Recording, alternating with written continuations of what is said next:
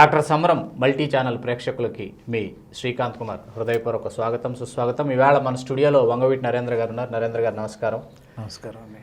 నరేంద్ర గారు ఇవాళ ప్రత్యక్ష రాజకీయాల్లో భాజపా నాయకుడిగా మీకు తెలుసు. ఆయన మొన్న 2019 ఎన్నికల్లో విజయవాడ తూర్పు నియోజకవర్గం నుంచి శాసనసభకు పోటీ చేశారు. అయితే వంగవీటి కుటుంబానికి చెందినటువంటి నరేంద్రగా, అట్లాగే భాజపా నాయకుడైనటువంటి నరేంద్రగా మాత్రమే కాకుండా వారిని ఆ కోణంలో నుంచి, ఆ దృష్టికోణంలో నుంచి వారిని ఇవాళ మన ముఖాముఖి కార్యక్రమానికి ఆహ్వానించలేదు. ప్రతి వ్యక్తిలోనూ అంతర్ముఖంగా మరొక వ్యక్తి ఉంటారు, అంతర్ముఖుడు ఉంటాడనమాట. మనకు బయట ప్రపంచానికి, బాహ్య ప్రపంచానికి కనిపించేటటువంటి ముఖం ఒకటైతే అంతర్లీనంగా అంతఃస్రవంతులు దాగున్నటువంటి ముఖం మరొక ముఖం ఉంటుంది. ఇవాళ ఆ అంతర్ముఖుడిని మీకు పరిచయం చేయడానికి ఈ కార్యక్రమానికి నరేంద్ర గారిని ఆహ్వానించడం జరిగింది. చెప్పండి నరేంద్ర గారు, ఏంటి మీ ప్రస్థానం? ఎప్పుడు మొదలైంది, ఎక్కడ మొదలైంది, ఎలా మొదలైంది? అంటే అందరికీ వంగవీటి కుటుంబం అంటే రాజకీయంగానే ఉంటారని చెప్పని అనుకుంటాం. కానీ ఇప్పుడు మా నాన్నగారి తర్వాత మా జనరేషన్లో నిజంగానే అందరూ, మా అన్నదమ్ములందరూ కూడా రాజకీయంగానే ప్రయత్నాలు చేశారు. కానీ ఆ జనరేషన్లో ఒక ఉద్యోగం అంటూ చేసిన వ్యక్తి ఎవరిని ఉన్నారంటే అది నేనే. బ్యాంక్ ఉద్యోగిగా దాదాపు 20 సంవత్సరాలు నేను ఉద్యోగం చేసి రాజీనామా చేయడం జరిగింది. బ్యాంక్ ఉద్యోగిగా 20 సంవత్సరాలు మీరు 20 సంవత్సరాలు ఉద్యోగం చేశాను. మీ నాన్నగారు ఆయన ఏం చేసేవారు? మా నాన్నగారు కూడా ఆర్టీసీ డ్రైవర్గా పనిచేశారు. తర్వాత కళ్ళకి ఆపరేషన్ అవ్వడం వల్ల క్లర్క్గా కంటిన్యూ అయ్యి ఆయన పేరు, నాన్నగారి పేరు వంగవీటి నారాయణరావు గారు. అంటే ఆయన మోహన్ రంగ గారికి వీళ్ళకి ఏమవుతారు? వంగవీటి నారాయణరావు. మొత్తం వీళ్ళు 5 అన్నదమ్ములు. పెద్ద ఆయన కోటేశ్వరరావు గారు అని చెప్పని ఆయన ట్యాక్సీ డ్రైవర్గా ఉన్నారు. కొంచెం ఆరోగ్యరీత్యా ఆయనకి ఇబ్బంది వచ్చింది, చనిపోయారు. తర్వాత నాన్నగారు కూడా అట్లానే ఫస్ట్ ట్యాక్సీ డ్రైవింగ్ అది చేసేవాళ్ళు. తర్వాత ఆర్టీసీలో జాయిన్ అవ్వటం జరిగింది. ఆ తర్వాత చలపతిరావు గారు ఆయన టెలిఫోన్ ఎక్స్చేంజ్లో ఆయన జాబ్ చేస్తూ, రంగ గారి తర్వాత ఆయన రాజకీయంగా ఎమ్మెల్యే అవ్వటం కూడా జరిగింది. 4 అందరూ కూడా ఆంధ్ర రాబిన్హుడ్ అని పిలుచుకుంటారు. వంగవీటి రాధాకృష్ణమూర్తి గారు, లాస్ట్ ఆయన వంగవీటి మోహన్ రంగ గారు. ఇక ఆయన గురించి ప్రత్యేక పరిచయం ఎవరికి అవసరం లేదు, ఆంధ్ర రాష్ట్రంలో అంత అవసరం పడదు. వంగవీటి కుటుంబ నేపథ్యం ఒకవైపు, వంగవీటి నారాయణరావు గారి అబ్బాయిగా మీరు ఆ వంగవీటి కుటుంబంలో నుంచి వచ్చి మీరు 20 సంవత్సరాలు ఉద్యోగం చేసి రాజీనామా చేశారని చెప్పారు. ఉద్యోగం చేయడానికి ముందు మీరు విద్యార్థులకి పాఠాలు చెప్పారు, హైదరాబాద్లో ట్యూషన్స్ చెప్పారని చెప్పేసి చెప్తారు. ఎందుకు ఆ ట్యూషన్స్ చెప్పి, అంటే మీరు పొట్టపోసుకోవడానికి ట్యూషన్స్ చెప్పాల్సి వచ్చిందా? ఏంటి అసలు ఆ నేపథ్యం ఏంటి, ఆ పరిస్థితులు ఏంటి? ఉద్యోగానికి ముందు కాదు, ఉద్యోగం తర్వాతే జరిగింది. ఉద్యోగం తర్వాతే అంటే ముఖ్యంగా డిగ్రీ చదివిన వెంటనే కూడా నేను రాజకీయాల్లోకి రావడానికి పూర్తి స్థాయిలో ప్రిపేర్ అయిపోయాను. అప్పటికే మా అన్నగారు అన్నటువంటి చలపతిరావు గారి అబ్బాయి శంతన్ కూడా రాజకీయంగా చాలా ముందుకు దూకుడుగా ఉన్నాడు. నాకు కూడా బాగా ఇష్టం ఉంది కాబట్టి ఆ సమయంలోనే డిగ్రీ పూర్తి చేసుకున్న వెంటనే నేను కూడా రాజకీయాల్లోకి మొదలు పెడుతున్న సమయంలో కుటుంబ సభ్యులందరం కూర్చొని మాట్లాడుకోవడం జరిగింది. లేదు పరిస్థితులు కొద్దిగా ఇబ్బందులుగా ఉన్నాయి, ఇక్కడ మనం ఒకళ్ళం దిగాం కాబట్టి ఇప్పుడు రాజకీయంగా చాలా ఇబ్బందులు పడతావు, నువ్వు వద్దు, జాగ్రత్తగా ఉండు అని చెప్పని మా అన్నయ్య చెప్పడం, తన మీద నాకు ఒక గౌరవం ఉంది. ఎట్లాగో కుటుంబం నుంచి ఒక అతను రిప్రజెంట్ చేస్తున్నాడు కాబట్టి సరే అని చెప్పి అప్పుడు నేను ఉద్యోగం ఎత్తుక్కోవడం, అట్లానే కాంపిటేటివ్ ఎగ్జామ్స్ రాయడం. ఆ విధంగా నేను బ్యాంక్ ఉద్యోగం వచ్చింది. మొదటి పోస్టింగ్ అంతా కొంచెం బాగా ఇంటీరియర్ ప్లేసెస్లో చేసి కొద్ది కాలం తర్వాత హైదరాబాద్ రావడం జరిగింది. ఆ హైదరాబాద్ వచ్చిన తర్వాత నాకున్నటువంటి పరిజ్ఞానంతో చాలామందిని గైడ్ చేస్తూ, ముఖ్యంగా అప్పట్లో అమీర్పేట ఏరియా కొంచెం బాగా ఎక్కువగా స్టూడెంట్స్ అందరూ కూడా గ్యాదర్ అవ్వడం ఇవన్నీ జరుగుతుండేది. అక్కడ ఒక ఐకామ్ అని ఒక ఇన్స్టిట్యూట్ని, మనకు తెలిసిన వాళ్ళ దాన్ని సాటర్డే సండేస్ నేను తీసుకుని వాళ్ళ దగ్గర పర్మిషన్ తీసుకుని, ముఖ్యంగా ఇటు ఆంధ్ర వైపు నుంచి చాలామంది ఉద్యోగరీత్యా కానీ లేదా ఇంకేదన్నా కానీ సెటిల్ అవుదామని అప్పుడు రాజధానిగా ఉన్నటువంటి హైదరాబాద్కి రావడం జరుగుతుండేది. కానీ అక్కడికి వచ్చిన తర్వాత మనకు తెలిసిన వ్యక్తి ఎవరు, మన మనిషి ఎవరైనా ఉన్నారా, మనకు గైడ్ చేసేవాళ్ళు ఎవరు ఉన్నారా అన్న సమయంలో అక్కడ నేను ఆ ఇన్స్టిట్యూట్స్ అన్నీ ఉన్నటువంటి ఆ ఏరియా అమీర్పేట సెలెక్ట్ చేసుకుని నా ఉద్యోగం సాటర్డే సండే ఖాళీ సమయాల్లో అక్కడికి వెళ్ళటం, అక్కడ అందరినీ కూడా మెల్లిమెల్లిగా గ్యాదర్ చేయటం, చేసి వాళ్ళకి గైడ్ చేయటం. ఫస్ట్ ఆఫ్ ఆల్ కెరియర్గా ఎటు వెళ్ళాలి, తర్వాత ఉద్యోగాలు కావాలంటే ఎట్లాంటి ఆప్షన్స్ తీసుకోవాలి.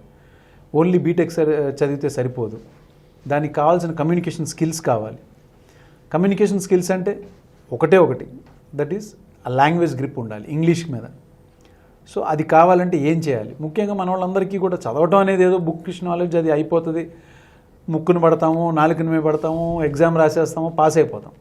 కానీ కమ్యూనికేషన్ స్కిల్స్ బేసిక్గా కంప్యూటర్స్ అదంతా బేస్ అయినటువంటిదంతా కూడా ఇంగ్లీష్ మీద డిపెండ్ అయి ఉంటుంది ఎట్లాగా. సో దానికి గైడెన్స్ ఇస్తూ అక్కడ ఉన్నటువంటి ఇన్స్టిట్యూట్లో ఒక 5-6 ఇన్స్టిట్యూట్స్లో మాట్లాడి వాళ్ళకి మామూలుగా ఈ కోచింగ్ ఇచ్చేది కాకుండా ఎడిషనల్గా ఇంగ్లీష్ క్లాసెస్ కండక్ట్ చేయడానికి కొంత ఇది తీసుకుని అలా కౌన్సిలింగ్ ఎక్కువ చేసేవాడు వాళ్ళందరికీ కూడా. ఇట్లా చేసుకుంటే లైఫ్ బాగుంటుంది, ఇట్లా చేసుకుంటే బాగుంటుందని కోఆర్డినేషన్స్ ఎక్కువ చేసి ఒకళ్ళకొకళ్ళు మీరు ఇట్లా ఒకళ్ళకు కొన్ని చోట్ల ఉద్యోగాలు అప్పట్లో ఎట్లా అంటే రిఫరెన్స్ మీద ఎక్కువగా జాబ్స్ వచ్చాయి. సో ఆ రిఫరెన్స్ వచ్చే చోట నేను ఎక్కడైనా నా ఎంక్వైరీ చేసి, బాబు రిఫరెన్స్ ఇచ్చేది ఉంటే ఇట్లా కొంతమంది కమ్యూనికేషన్ స్కిల్స్లో మన ఏరియాల నుంచి చుట్టుపక్కల నుంచి వచ్చిన వాళ్ళు ఉన్నారు, వాళ్ళకి కొంచెం మీరు సపోర్ట్ ఇస్తే మెల్లిగా తను పికప్ అవుతాడని అట్లా కోఆర్డినేషన్స్ ఎక్కువ చేసేవాడు. అలా ఎంతమంది స్టూడెంట్స్ని గైడ్ చేసి ఉంటారు నరేంద్ర గారు మీరు? అది వందల్లోనే జరిగింది. వందల్లోనే జరిగిందంటే ఇది నా ఒక్కడే ఇది కూడా కాదు, ఆలోచన మాత్రం నాది ఉండుండొచ్చు, కానీ ఆచరణలో ఎప్పుడు కూడా ఒక టీం ఉండేది. చాలామంది ఉన్నారు ఆ టీంలో, చాలామంది ఇప్పటికీ డిఫరెంట్ వేస్లో వెళ్తూ వాళ్ళకు ఉన్నటువంటి అలవాటు ప్రకారంగా ముందుకి చాలామందికి చేసుకుంటూ వెళ్తారు. బట్ ఆ పర్టికులర్ 1-2 ఇయర్స్లో 2000 ఇది జరిగింది 4-5 ఆ టైంలో మోర్ దాన్ నాకు తెలిసి ఒక 200-300 మెంబర్సే సెటిల్ అయ్యారు. జాబ్స్గా సాఫ్ట్వేర్ జాబ్స్గా రావటం, ఓకే, అట్లా సెటిల్ అవ్వటం, కొంత గైడెన్స్ తీసుకోవటం, ఇంకొంతమంది ఏమో అదర్ ప్రొఫెషన్స్కి వెళ్ళడానికి ఇంట్రెస్ట్ చూపిస్తే వాళ్ళకి అట్లా. అంటే వాళ్ళల్లో గ్రామీణ ప్రాంతాల నుంచి వచ్చేవాళ్ళని ఎక్కువ మంది మీద మీరు ఫోకస్ చేయడం జరిగింది కదా. గ్రామీణ ప్రాంతాల నుంచి వచ్చే వాళ్ళకి ఎటువంటి గైడెన్స్ ఇచ్చారు, వాళ్ళకి ఎటువంటి గైడెన్స్ అవసరం అని మీరు అనుకుంటున్నారు ఆ తరహా స్టూడెంట్స్కి? ఎందుకంటే వాళ్ళలో స్కిల్స్ ఉంటాయి, వాళ్ళు గ్రో అవ్వాలన్న థాట్స్ వాళ్ళకు ఉంటాయి, కానీ ఎక్స్ప్రెస్ చేసే విధానంలో వాళ్ళు వెనకబడిపోతుంటారు చాలామంది. అట్లాంటి వాళ్ళకి మీరు ఇచ్చే అమూల్యమైన సలహాలు ఏంటి? అంటే ఏదైనా కానీ ఇప్పుడు చదువు అనేది ఒక స్ట్రైట్ వేలో మనం క్యాజువల్గా ఒక గ్రూప్ సెలెక్ట్ చేసుకున్నాం, సపోజ్ ఇంటర్మీడియట్లో ఒక గ్రూపు, అది ఎందుకు తీసుకుంటాం కొంతమందికి అసలు అది కూడా తెలియదు. ఓకే, ఇవాళ సరదాగా ఎంపీసీ తీసుకున్నానంటే ఎందుకంటే ఇంజనీర్ అవుతానంటాడు, కానీ కరెక్ట్గా ఇంటర్మీడియట్ పాస్ అయ్యేసరికి డిగ్రీకి వెళ్ళేసరికి అతను బీకామ్లోకొని బీఏకి వెళ్తాడు, దానికి ఎంపీసీకి సంబంధం లేదు. మరి ఎందుకు ఇట్లా తీసుకుంటారంటే అంతే, ఇంటర్మీడియట్లో ఒక ఊపు ఉంటుంది, తర్వాత డిగ్రీ వచ్చేసరికి మెచ్యూరిటీ లెవెల్స్ మారుతాయి. ఇవన్నీ ఏంటంటే due to lack of proper guidance. ఊళ్ళల్లో కూడా ఏంటంటే కొంత ఈ స్టడీస్కి సంబంధించినటువంటి ప్రాపర్గా గైడ్ చేసేవాళ్ళు కానీ, అట్లానే వాళ్ళకి మంచి కాలేజ్ కూడా లేకపోవటం, ఇవన్నీ జరిగిపోతుండే. బట్ ఓవరాల్గా ఏదో కంప్లీట్ చేసామో వచ్చేసామో అని కాకుండా ఇవాళ రేపు ఎట్లా అయిపోయిందంటే additional qualifications along with the academic, అది చాలా ఇంపార్టెంట్ అయింది. అంటే జస్ట్ ఇవాళ బీటెక్ అనేది చాలా క్యాజువల్ అయిపోయింది. ఆ రోజుల్లో కూడా బీటెక్ అనేది కూడా ఎంత ఇంపార్టెంట్ ఉన్నా 2001-2 ఆ సమయాల్లో ఎడిషనల్గా అప్పుడు కొన్ని లాంగ్వేజెస్ అని ఉంటాయి, దాని సపోర్టింగ్ లాంగ్వేజ్.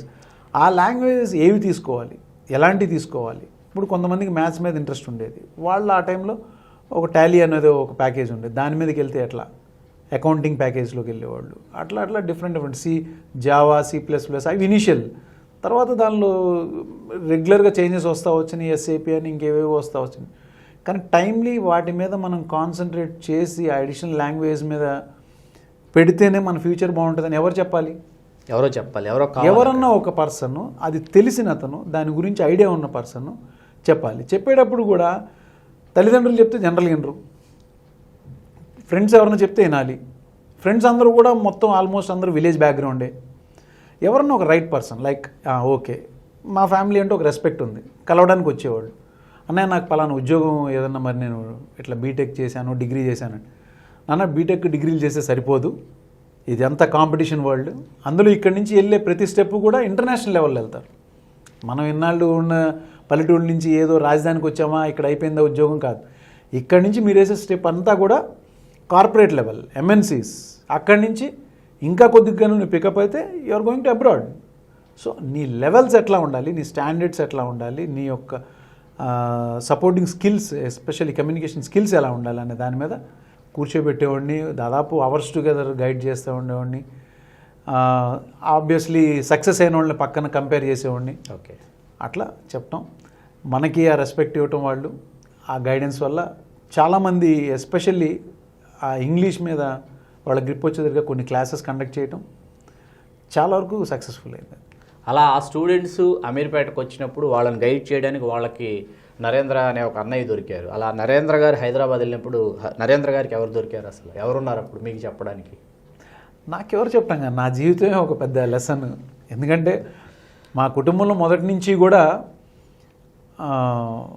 అందరూ కూడా మా ఫ్యామిలీ దగ్గరికి వచ్చేది ఏంటంటే ఏదో ఒక సొల్యూషన్, ప్రాబ్లంకి సొల్యూషన్ కోసం వచ్చేవాళ్ళు. మాకు కూడా అలవాటైంది ఏంటంటే సొల్యూషన్ వైపుగా ముందే మనమే అడ్వాన్స్గా థింక్ చేస్తే బాగుంటుంది. అప్పటికే నేను జాబ్ రావడం జరిగింది. నా జాబ్ అయితే నాకెవరు గైడ్ చేయాల, జస్ట్ క్యాజువల్గా ఫ్రెండ్స్ అనుకున్నాం, కాంపిటేటివ్ ఎగ్జామ్స్ రాసాం, 3 స్టేట్స్లో రాశాను, 3 స్టేట్స్లో జాబ్ వచ్చింది. సరే ఏపీది ఇది కదా అని ఏపీ సెలెక్ట్ చేసుకున్నాను. అక్కడి నుంచి నాకు ప్రొఫెషనల్ వైజ్గా నేను ఎప్పుడైతే ముందుకెళ్తున్నానో నేను ఫేస్ చేసినటువంటి ప్రాబ్లమ్స్, దానిలోంచి కొన్ని సొల్యూషన్స్ నేను తీసుకుని అట్లా గైడ్ చేయడం అయింది. చాలా బాగుంది నరేంద్ర గారు. మీ ఉద్యోగ జీవితంలో మీ ఉద్యోగ ప్రస్థానం ప్రారంభమైన తర్వాత మీరు 20 సంవత్సరాలు ఉద్యోగం చేశానని చెప్పారు. ఎక్కడ చేశారు, ఎప్పటి నుంచి ఎప్పటిదాకా చేశారు, ఎందుకు ఇప్పుడు ఉద్యోగం నుంచి మీరు వైదొలగారు, ఏంటి వాటి పూర్వాపరాలు ఏంటి అసలు? అంటే 93 ఆ టైంలో నా గ్రాడ్యుయేషన్ అయిపోయింది. అయిపోయిన వెంటనే చెప్పాను కదా రాజకీయంగా వద్దాం అనుకుంటే వద్దు అని చెప్పని మా బ్రదర్ మేమందరం మాట్లాడుకుంటాం. ఇక వెంటనే నేను కాన్సన్ట్రేట్ చేసి ఈ కాంపిటేటివ్ ఎగ్జామ్స్ మీద రాయటం 94లోనే నాకు జాబ్ వచ్చేసింది. ఇనీషియల్ డేస్లో స్టేట్ బ్యాంక్ ఆఫ్ హైదరాబాద్లో నాకు పోస్టింగ్ అయింది ఒక క్లర్క్గానే. అక్కడి నుంచి వాళ్ళు పోస్టింగ్ వచ్చేసి కరీంనగర్ ఏరియాలో కొంచెం బాగా లోపల ఇంటీరియర్ ప్లేసెస్, కొంచెం నక్సల్స్ ఏరియా అలాంటి చోట పోస్టింగ్ అయింది. ఆ డిస్టర్బ్డ్ ఏరియాలో దాదాపు అట్లా గడిచింది. మళ్ళీ అక్కడి నుంచి సబర్బ్స్ ఆఫ్ రంగారెడ్డి ఏరియా, అక్కడి నుంచి మెల్లిగా ఈ హైదరాబాద్ అవుట్స్కర్ట్స్కి ఒక 10 years బయట నా వర్క్ అంతా జరిగిన తర్వాత 10 yearsకి నేను హైదరాబాద్లోకి రావడం జరిగింది, సిటీలోకి రావడం. ఇక అక్కడి నుంచి సిటీలోకి వచ్చిన వెరీ నెక్స్ట్ మినిట్ నుంచే ఈ ఎవరికైతే గైడెన్స్ ఇవ్వాలో ఇవన్నీ నేను స్టూడెంట్స్ ముఖ్యంగా కాన్సన్ట్రేట్ చేసి దేనివలన చాలామంది మిస్ అవుతున్నారు ఏమి ఇవన్నీ అది ఇటు నా ప్రమోషన్ అవి ఏమీ తీసుకోకుండా ఇటు బ్యాంక్ పరంగా కూడా కొంతమంది కింద స్థాయి ఉద్యోగులకి హెల్ప్ చేస్తా ఇది కంటిన్యూ చేస్తూనే ఉన్నాను. అంటే ఎంప్లాయీస్ సొసైటీ గురించి మీరు చాలా కృషి చేశారని వినిపిస్తుంది SBH సర్కిల్స్లో. ఏంటి ఆ ఎంప్లాయీస్ సొసైటీ, ఆ ఎంప్లాయీస్ యూనియన్ ఏంటి, ఆ విశేషాలు ఏంటి? అసలు మీ పేరు బాగా వినపడుతుంది. అది నిజంగానే చాలా గొప్ప అచీవ్మెంట్ అది నా లైఫ్లో. అంటే నేను చేసిన ఎఫర్ట్స్ అనేది చాలా డేర్ స్టెప్ తీసుకున్నాను. ఎందుకంటే 65 సంవత్సరాల సీనియారిటీ ఉన్నటువంటి యూనియన్ వాళ్ళతో నేను యూనియన్లో చాలా యాక్టివ్గా ఉండేవాడిని ఫస్ట్ డే 1 నుంచి. అలానే కింద స్థాయి ఎంప్లాయీస్కి వాళ్ళకి ఏమన్నా ఇబ్బందులు వచ్చినా మాకున్న అలవాటు ప్రకారంగానే నాకున్న దానిలో ఏదో ఒక హెల్ప్ చేస్తూ ముందుకెళ్తూ ఉండేవాడిని. కానీ ఎంప్లాయీస్కి సంబంధించిన అందరికీ ఒక కోఆపరేటివ్ సొసైటీ ప్రతి దానిలో ప్రతి ఆర్గనైజేషన్స్లో ఉంటుంది. ఈ పర్టికులర్గా మా సొసైటీ అనేది ఏంటంటే చాలా పెద్ద సొసైటీ, చాలా రిచ్ సొసైటీ. రిచ్ సొసైటీ అంటే కాంట్రిబ్యూషన్స్ అనేది ఎక్కువ పెట్టారు. దానిలోంచి పెట్టినప్పుడు పెద్ద అమౌంట్స్ ఉండేవి. యూజువల్గా పెద్ద అమౌంట్స్ ఉన్నప్పుడు ఎంప్లాయీస్కి ఎన్నో రకాలటువంటి సౌకర్యాలు ఇవ్వచ్చు. దాని మీద నేను కాన్సన్ట్రేట్ చేయడం జరిగింది. చూస్తే కంప్యూటరైజేషన్ చేద్దాము అని చెప్పిన ఒక డేట్ నుంచి దాదాపు ఒక 7 సంవత్సరాల పాటు కంప్యూటరైజేషన్ చేయలేదు.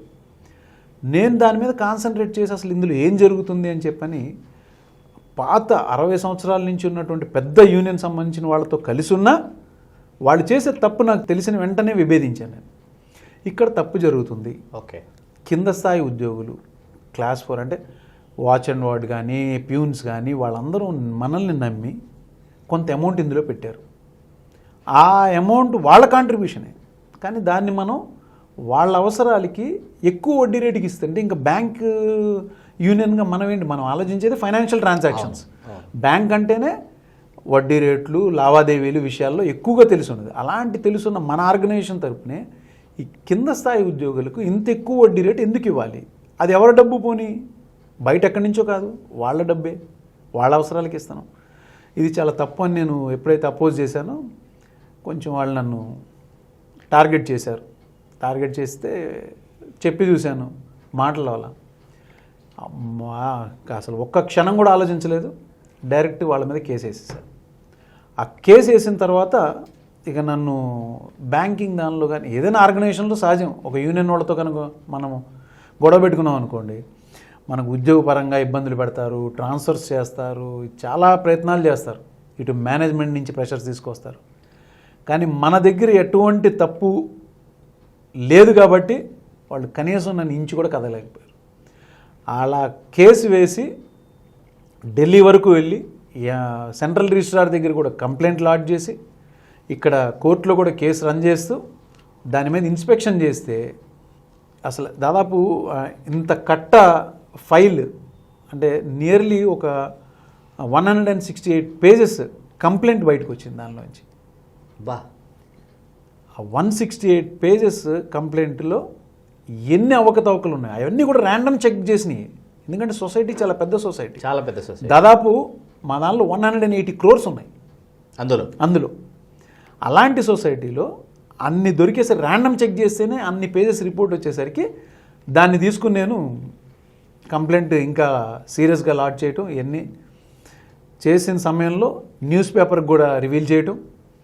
ఇక వాళ్ళు మళ్ళీ కాంప్రమైజ్కి వచ్చారు, నీకు ఏదన్నా ఒక పోస్ట్ ఇస్తాము, నాకు ఇది జరగాలి అంతే. మీరు ఎంప్లాయీస్ మిమ్మల్ని నమ్మి మిమ్మల్ని యూనియన్ లీడర్స్గా పెట్టినప్పుడు మీ కనీస బాధ్యత తప్పనిసరిగా వాళ్ళకి న్యాయం జరగాలి, అది నెరవేర్చాలి. దాని విషయంలో మీ అందరూ సీనియర్సే, నేను మిమ్మల్ని రెస్పెక్ట్ చేస్తాను, మీరందరూ యూనియన్ లీడర్సే, మీరంటే నాకు గౌరవం. కానీ తప్పు జరిగిందంటే మీరు ఏ స్థాయి వ్యక్తులైనా నాకు సంబంధం లేదు అని చెప్పి ఆ కేసు అట్లానే కంటిన్యూ చేసి ఎలక్షన్ అనేది దాదాపు ఒక 25 సంవత్సరాల నుంచి సెలక్షన్ అయ్యేది, అందులో ఎలక్షనే లేదు. ఎలక్షన్ లేదు, సెలక్షన్ ఓన్లీ సెలక్షన్. ఎంప్లాయీ సొసైటీలో అంతా ఒక గ్రూప్ ఫామ్ అయ్యి నువ్వు తీసుకో క్లాస్మేట్స్ బెంచ్ మేట్స్ లాగా తీసుకోవడం, వాడిని సెలెక్ట్ చేసుకోవడం, వాళ్ళ టీంలో వేసుకోవడం, ఇక నానా రకాలుగా నడవటం. ఇక ఆ ఫండ్స్ని ఎవరు వాడుతున్నారు, ఏం చేస్తున్నారు, అసలు చిన్న మాటలు చెప్పాలంటే ఇంత అడ్వాన్స్డ్ టెక్నాలజీస్, కంప్యూటరైజేషన్ అంతా, బ్యాంకింగ్ అంతా అయిపోయిన తర్వాత కూడా వాళ్ళు కంప్యూటరైజేషన్ చేస్తామని చెప్పి కంప్యూటరైజేషన్ చేయకుండా పాతకాలంలో ఏదో ఈ మార్వాడీల దగ్గర పెద్ద పెద్ద సేట్ల దగ్గర మునీములు ఉంటారు. ఆ మునీములకి చాలా మంచి షార్ప్ బ్రెయిన్స్ ఉంటాయి. ఎట్లా అంటే ఎవరిని చూసినా ఇతను ఎంత తీసుకున్నాడు నోటి మీదే చెప్పేస్తారు. అలాంటి పరిస్థితే సేమ్ ఆ సొసైటీలో నడుస్తుంది. ఒక ఇద్దరు వ్యక్తుల మీద ఇతని పేరు అనగానే ఒక కోడ్ బుక్ రాసుకుని దానిలో ఇతను ఎంత తీసుకున్నాడు, ఇతన్ని కట్టించు, ఎంత కట్టించాలి అంతే కట్టించు, ఎంత కడుతున్నాడు, ఎంత తీసుకుంటున్నాడు, అవి ఈ ఇన్స్పెక్షన్ చేయించిన దానిలో పూర్తిగా దొరికిపోయింది. అడ్వాన్స్ అంటే ఎక్కువ ఇన్స్టాల్మెంట్స్ తీసుకోవటం, ఊరికినే సంబంధం లేకుండా షేర్స్ అని అవని ఇవని డబ్బులు ఇష్టం వచ్చినట్టు ఎంప్లాయీస్ దగ్గర నుంచి తీసుకోవటం, ఇవన్నీ చాలా వాళ్ళకి ఆ అత్యవసర సమయంలో ఈ సొసైటీని దగ్గరికి వచ్చి అడగగానే డబ్బులు దొరుకుతున్నాయి అన్న సంతోషంలో ఆ నీడ్లో తెలియట్లేదు వాళ్ళకి ఏం జరుగుతుంది, వాళ్ళది ఎంత కట్ అవుతుంది ఏంటిది అనేది తెలియదు. ఏమన్నా అడిగామనుకోండి, ఒకవేళ పొరపాటున ఎవరన్నా ఒకళ్ళు ధైర్యం ఏంటండి ఇది ఇట్లా జరిగిందని అడిగామంటే అతన్ని వెంటనే టార్గెట్ చేస్తారు. ఎందుకంటే ట్రాన్స్ఫర్ చేసే యూనియన్ మెంబర్స్ వీళ్ళే, పైన సొసైటీ నడిపించే మెంబర్స్ వీళ్ళే. సో నేను అడిగాను, నన్ను ట్రాన్స్ఫర్ చేశారు, నేను దాని తగ్గట్టుగా మేనేజ్మెంట్కి నేను కరస్పాండెన్స్ ఇచ్చి ఏ రేట్ మీద మీరు ట్రాన్స్ఫర్ చేస్తారని చాలా బలంగా అడిగేసరికి అక్కడి నుంచే కూసాలు కదిలి వీళ్ళందరూ. ఓకే, అది ఫైనల్లీ అది సక్సెస్ఫుల్గా 100% సక్సెస్ఫుల్ చేసి ఆఫ్టర్ 25 years ఎలక్షన్ పెట్టించి ఒక్కసారిగా 60% ఓట్స్, ఇంతకుముందు అంతా యునానిమస్ వాళ్ళది. 60% అపోజిషన్ మేమందరం 40% ఓట్స్ వచ్చినాయి బా విత్ ఇన్ 2 monthsలో. అది ఓకే. అదంతా ఫామ్ అయింది. ఇక అక్కడితోనే వాళ్ళు ఆ ఎలక్షన్ ఆఫీసరే వచ్చి అన్నాడు, డీలా పడిపోయారు ఇంకో. మీరు సక్సెస్ అయిపోయారయ్యా, గెలవకపోవచ్చు ఆన్ రికార్డు, బట్ ఇవాళ వరకు ఈ స్థాయిలో ఎవరు కూడా ఫైట్ చేసింది లేదు ఇంత డేర్ చేసి. ఇది ఫస్ట్ టైం, ఇంకా 25 years నేను బ్యాంక్లో జాయిన్ అయ్యి రిటైర్ అయ్యాను, నాకు తెలియదు ఈ ఎలక్షన్, ఫస్ట్ టైం చూస్తున్నాను అన్నాడు. అద్భుతం. చాలా బాగా జరిగింది. అక్కడి నుంచి ట్రాక్లో పడిపోయింది. ఇక ట్రాక్లో పడిన తర్వాత ఆ ఎంప్లాయీస్ సొసైటీని ఇంత సక్సెస్ఫుల్గా దానిని ఒక నవ్య పంధాలో సవ్యదిశగా మీరు మళ్లించిన తర్వాత, ఆ తర్వాత మీరు ఎందుకు ఉద్యోగాన్ని వదిలిపెట్టి మీరు బయటికి రావాల్సి వచ్చింది? అంటే అక్కడ ఉన్నటువంటి ఒత్తిళ్ళకి కారణమా, లేకపోతే మీ వ్యక్తిగత జీవితం కారణమా? అంటే మొదటి నుంచి చెప్పాను కదండి, నాకు రాజకీయం అంటే ముఖ్యంగా మా కుటుంబ నేపథ్యంలో ఎవరో ఒకళ్ళు దీన్ని భుజస్కంధాల మీద వేసుకుని ముందుకు తీసుకెళ్ళాలి అనేది నా మనసులో ఉంది. అది అయితే నేను ఇక్కడ ఉద్యోగం చేస్తున్నా కూడా ప్రతి 2 నెలలకు ఒకసారి విజయవాడ ఎట్లాగో అందరూ ఉంటారు, అందరినీ కలవడం జరుగుతుంది, మాట్లాడటం జరుగుతుంది. ఎప్పటికప్పుడు ఇక్కడ విషయాలన్నీ సమీక్షించటం, అసలు ఇక్కడ ఏం జరుగుతుందని తెలుసుకోవటం, ఎవరెవరు ఎలా ఉన్నారు, పాత మా కుటుంబంతో సంబంధం ఉన్నటువంటి కుటుంబాలు ఏ స్థాయిలో ఉన్నాయి, ఎప్పటికప్పుడు అది సమీక్షించుకోవడం జరుగుతూనే ఉంది. అక్కడ అటు నడుస్తున్నా కూడా ఇక్కడ ఇటు సీరియస్గానే ఈ ట్రాక్ వెళ్తానే ఉంది. ఎప్పుడైతే ఇక్కడ పొజిషన్ ఒక్కసారిగా డీలా పడుతూ వచ్చిందో, ఎవరైతే మా కుటుంబ సభ్యులు ప్రయత్నాలు చేస్తున్నారో వాళ్ళు సైడ్ ట్రాక్లోకి వెళ్ళిపోతున్నారని తెలిసిందో, ఇక తప్పనిసరి ఏం చేసినా ఏం కాదన్నా మన కుటుంబం పేరు ఇవాళ, నేను నరేంద్ర అంటే బ్యాంక్ ఉద్యోగిగా ఎక్కడైనా ఒక గౌరవం ఉంటుంది. ఇంకా కొంచెం చదువుకున్న వాళ్ళు కానీ వాళ్ళు కానీ ఇంకెవరన్నా కానీ ఒకవేళ లోన్ ఏమైనా అవసరం అవుతుందో అని ఇంకొక 2 నిమిషాలు మాట్లాడతారు. కానీ ఎప్పుడు కూడా నేను చాలా గర్వంగా ఫీల్ అయ్యేది ఏంటంటే, వంగవీటి నరేంద్ర అని చెప్తే ఎంత పెద్ద స్థాయిలో ఉన్న వ్యక్తి అయినా కూడా ఒక 2 నిమిషాలన్నా ఆగి నాతో మాట్లాడతారు. ఆ గౌరవం నరేంద్రగా కాదు, వంగవీటి నరేంద్రగా వచ్చింది. ఇలా ఎందుకు ఇంత చదువుకున్న వాళ్ళు కూడా దీని మీద ఇంత వాళ్ళ యొక్క శ్రద్ధ చూపించడం, వాళ్ళ గౌరవం చూపించడం అన్న విషయాన్ని చూసిన తర్వాత ఆలోచించాను. సరే, నేను పలానా ఈ పేరు చెప్పుకుంటున్నా, మరి నేను దీనికి ఏం చేశాను, ఓకే, ఆ కృతజ్ఞత నేను ఏం చూపించాను ఆ పేరు చెప్పుకుంటున్నందుకు అనేది ఎప్పటికప్పుడు ఇంకా రోజుకి బాగా ఎక్కువైపోయింది. ఇక ఆ సమయంలో ఇక్కడ కూడా పరిస్థితులు బాగాలేదని తెలిసి, కుటుంబ నేపథ్యంలో కూడా ఎవరు సరిగ్గా పట్టించుకోవట్లేదని ఎక్కువగా నాకు చాలామంది చెప్పడం, ఒక్కసారిగా నాకు జీవితం అంటే ఏదన్నా తేల్చుకోవాలంటే ఇక్కడే కరెక్ట్గా అని చెప్పని కార్యక్షేత్రం ఇదే అని దూకేశారు. దానికి ఉద్యోగానికి రాజీనామా చేశారా, లేకపోతే స్వచ్ఛంద పదవి వివరణ తీసుకుని వచ్చేసారు ఉద్యోగ జీవితం?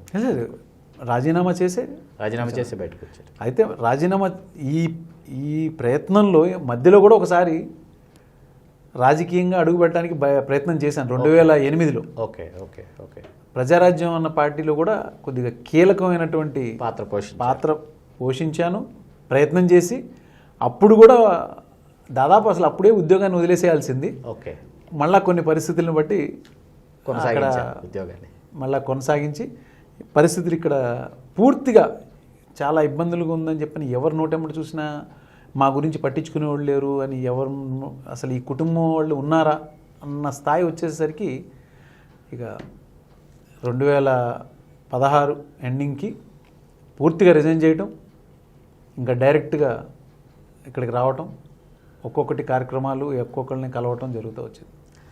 యువతని మీరు ఏ విధంగా మీరు భావిస్తారు నరేంద్ర గారు? అంటే యువత రాజకీయాల్లో ప్రవేశించాలా, లేకపోతే వాళ్ళు ఎంచుకున్నటువంటి రంగాల్లో వాళ్ళు కృషి చేయాలా? ఇవాళ ఉన్నటువంటి పరిస్థితుల్లో అసలు యువత వాళ్ళు సరైన దిశలోనే వాళ్ళు ఆలోచిస్తున్నారా, వాళ్ళ ఆలోచనలు సరైన దిశగానే సాగుతున్నాయని మీరు అనుకుంటున్నారు? అంటే మీరు మీ నాన్నగారిని చాలా గౌరవిస్తారని మీ మాటల్ని బట్టి నాకు అర్థమైంది, మీ కుటుంబాన్ని మీరు చాలా ప్రేమిస్తారని మీ మాటల్ని బట్టి నాకు తెలిసింది. అట్లా ఇవాళ ఉన్నటువంటి యువతరం తల్లిదండ్రుల్ని కుటుంబాన్ని ప్రేమిస్తున్నారని మీరు అనుకుంటున్నారా, లేకపోతే వాళ్ళ స్వార్థాన్ని వాళ్ళు చూసుకుంటున్నారని మీరు అనుకుంటున్నారా?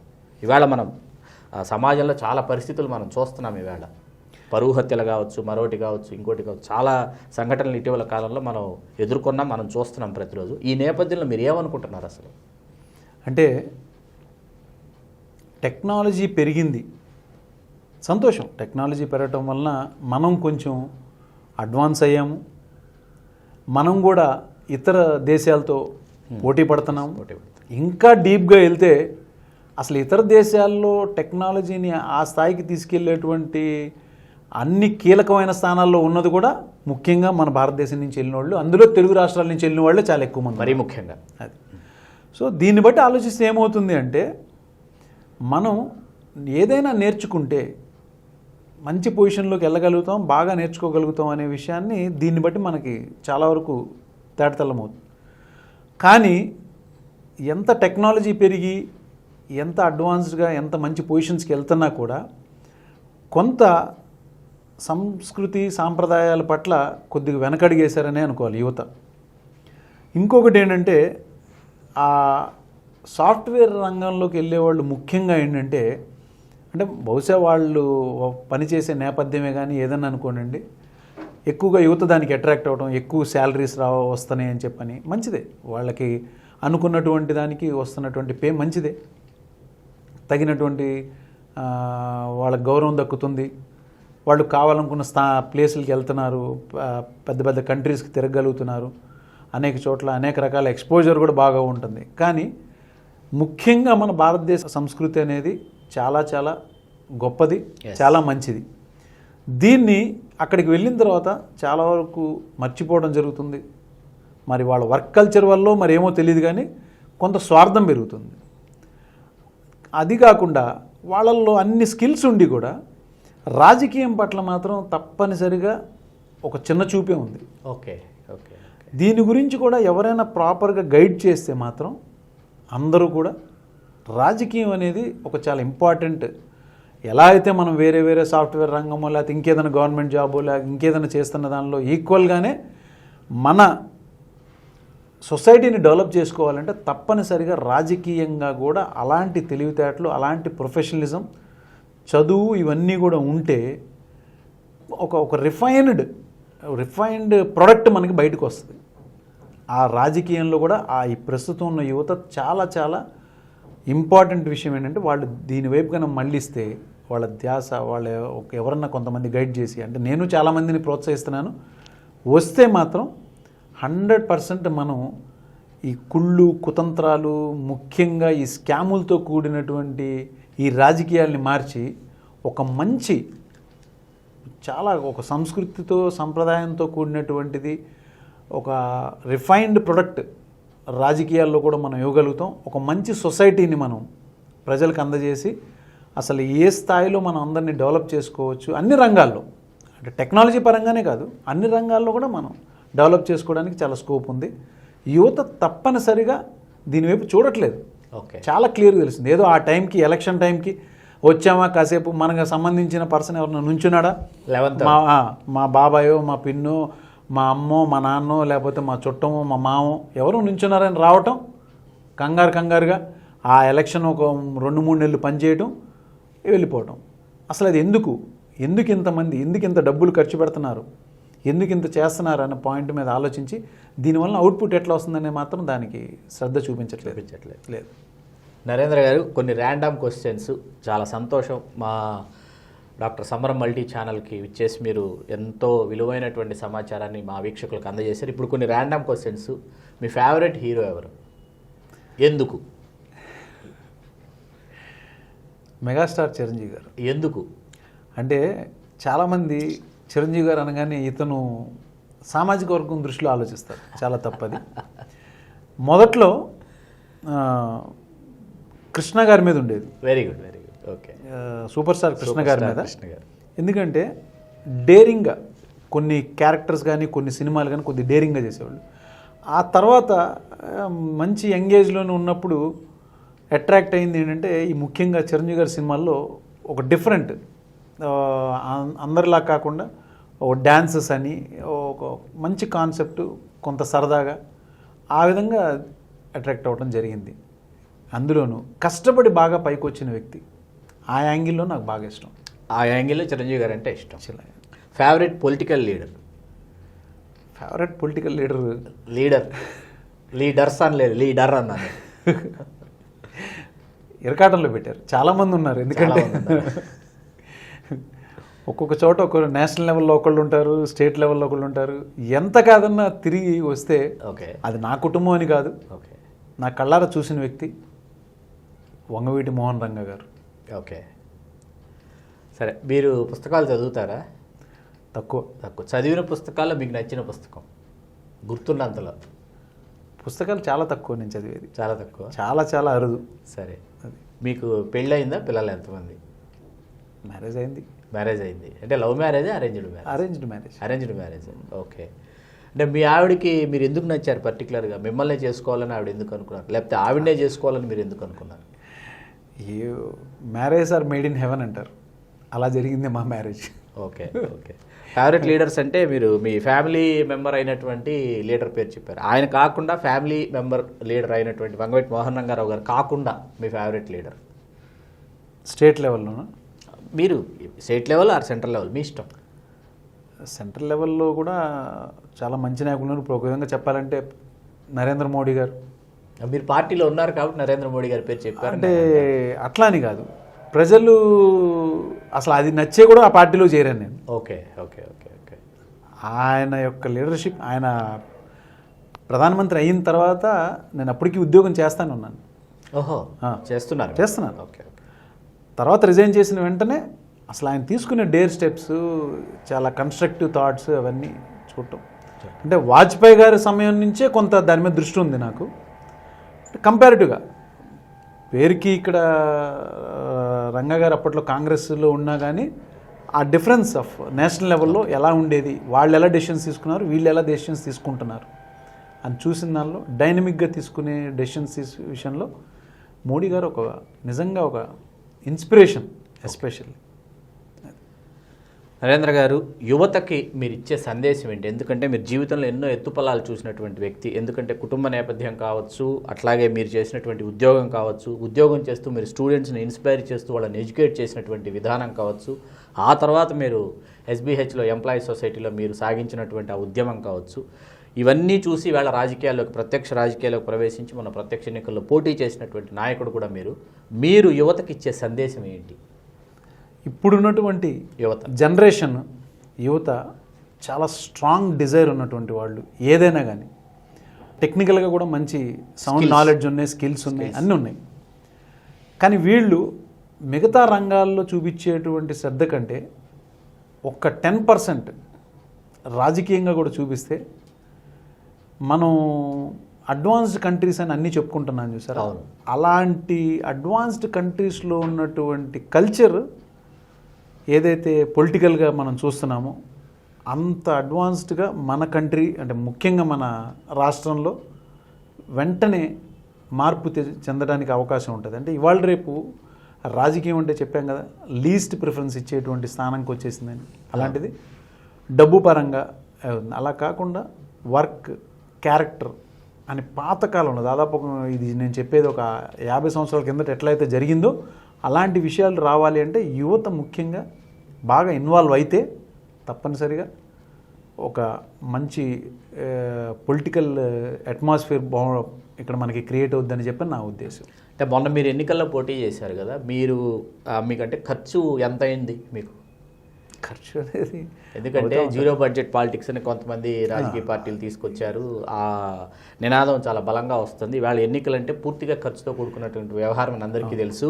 మనం సమరం గారి మల్టీ ఛానల్లో కూర్చున్నాం. ఇక్కడ సమరం గారి తండ్రి గారు ఏ నాస్తికోద్యమాన్ని అయితే తెలుగు రాష్ట్రాల్లో ఆయన ప్రారంభించి జాతీయ స్థాయిలో ఈ నాస్తికోద్యమాన్ని ప్రబలంగా నడిపించినటువంటి వ్యక్తి గోరా గారు. ఆయన కూడా జీరో బడ్జెట్ పాలిటిక్స్ గురించి ఎన్నికల్లో పోటీ చేసినటువంటి వాతావరణం, ఎన్నికల్లో పోటీ చేసినటువంటి కుటుంబం గోరా గారి కుటుంబం. కాబట్టి ఈ అసలు ఖర్చు లేకుండా రాజకీయాల్లో కానీ ఎన్నికల్లో కానీ అసలు ఖర్చులు లేకుండా ఎన్నికలు చేయడం, రాజకీయాలు చేయడం అసలు సాధ్యం అవుతుందంటారా ఇవాల్టి రోజుల్లో?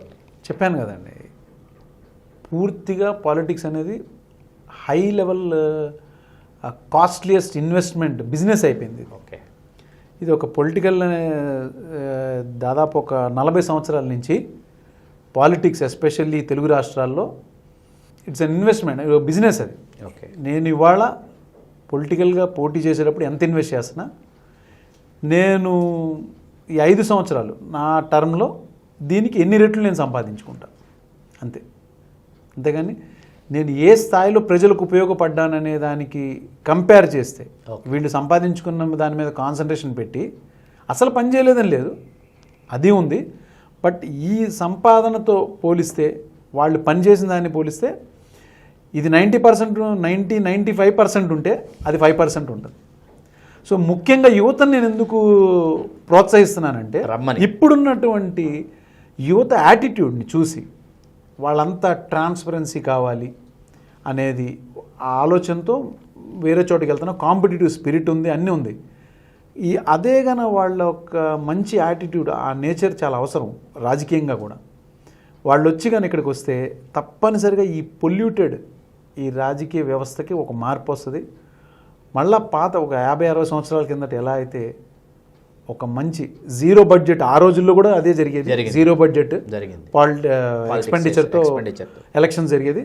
అలాంటి దానికి మళ్ళీ స్కోప్ తప్పనిసరిగా వీళ్ళు ఇన్వాల్వ్ అయితేనే ఉంటారు. రాజకీయ నాయకులకి ప్రజలు ఎదురెళ్ళి చందాలు ఇచ్చి ప్రజలు వాళ్ళని స్వాగతించి ఎన్నికలు చేసిన సందర్భాలు ఉన్నాయి. ఏంటి, రాజకీయ నాయకులు ఖర్చులు ప్రజలే పెట్టుకుని చేసిన అది ఉంది. ఈ పాత రోజుల్లో ఎట్లా ఉండేదంటే, అదే చాలామంది చాలా కుటుంబాల్లో మనం చూస్తే మీ నాన్నగారు వాళ్ళు, ఇంకెవరన్నా మీ తాతగారు వాళ్ళు ఎంతగా 7 సార్లు ఎమ్మెల్యేలు చేశారు, 5 సార్లు ఎమ్మెల్యేలు చేశారు అనే చరిత్ర చూస్తే సహజంగా ఇవాళ ఎవరైనా ఒక్కసారి ఎమ్మెల్యే చేస్తే ఇంకా అతను మల్టీ మిలియనీర్ అయినట్టే. కానీ పాత రోజుల్లో ఈ 5 సార్లు 6 సార్లు 7 సార్లు ఎమ్మెల్యేలు చేసినా మీరు ఏం సంపాదించారంటే, మాకు అప్పట్లో ఒక 200 ఎకరాలు ఉండేదిరా, ఇవాళ అది 20కి మిగిలిపోయింది అని. అంటే ఆస్తిని దాదాపుగా ఖర్చు పెట్టి ప్రజల కోసం నిలబడి నిస్వార్థంగా పనిచేసేటువంటి ఒక మనస్తత్వాలు, ఒక లీడర్షిప్ ఆ రోజుల్లో. అయితే నేనైతే ఇప్పుడు కొత్తగా యువతను రమ్మనేది వాళ్ళ ఆస్తులు అమ్ముకోవడానికి కాదు, కనీసం సంపాదన మీద దృష్టి పెట్టకుండా తప్పనిసరిగా ఒక ఫెయిర్ సొసైటీ నిర్మించడానికి, మనం ఏదైతే బయట దేశాల్లో చూస్తున్నటువంటి ఒక గొప్ప కల్చర్, డెమోక్రసీ మనం చూస్తున్నామో అలాంటి క్యారెక్టర్ని, దీన్ని మన యొక్క ఇండివిజువాలిటీని చూసి ఓటింగ్ వేసే స్థాయికి మనం ఎదగాలని ఒక ఆలోచన. చాలా సంతోషం నరేంద్ర గారు, మీ విలువైన సమయాన్ని మా మల్టీ ఛానల్, డాక్టర్ సమరం గారి మల్టీ ఛానల్ కోసం మీరు కేటాయించి మీరు అమూల్యమైనటువంటి ఎన్నో విషయాల్ని పంచుకున్నారు. మీరు మా స్టూడియోకి వచ్చినందుకు మీకు మా హృదయపూర్వక ధన్యవాదాలు తెలియజేస్తూ సెలవు తీసుకుంటాం. చాలా సంతోషం అండి. ముఖ్యంగా సమరం గారు అంటే నిజంగానే సొసైటీలో ఒక స్పెషల్ ఇది ఉంది. ఆయన నాస్తికత్వానికి కానీ ఏదైనా ఆయన పందాలు ఆయన వెళ్తానే ఉన్నారు. ఆయన అలా అని చెప్పి సొసైటీలో ఎంతోమందికి ఎన్నో రకాలుగా ఉపయోగపడ్డారు. ఆ ఛానల్లో కూడా నాకు మాట్లాడే అవకాశం ఇచ్చినందుకు చాలా సంతోషంగా ఉంది.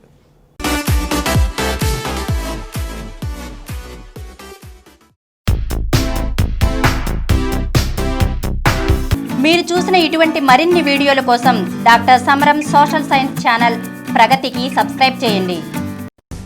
మరిన్ని కొత్త వీడియోల కోసం మా ఛానల్కి సబ్స్క్రైబ్ చేయండి. క్రింద ఉన్న బెల్ ఐకాన్ని యాక్టివేట్ చేయండి.